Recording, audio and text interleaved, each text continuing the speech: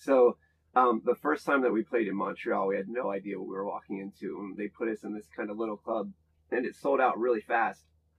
And it was the kind of place where the the uh, the dressing room was actually in the room with the whole rest of the club. So there was like a door that you came through, and you had to walk through the whole venue to get to the stage. So we walked out when it was time to start the show and got like halfway through the crowd, and suddenly this just crazy scream started erupting. Like right as we passed the first people, they started to scream. The second people, they started to scream. The third people, they started to scream, until the half of the room was screaming, and the front half of the room just turned around and looked at us and screamed.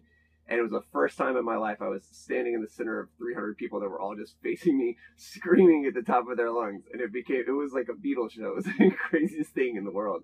I remember this sound guy was covering his ears in between songs because it was so loud and it was so intense. And it was just one of those things, like we couldn't get through a song. Like every time we finished a chorus, the audience would just start cheering, and then we would start, the next verse, and they'd start cheering again. We'd have to wait to play the next chorus because it was so much fun.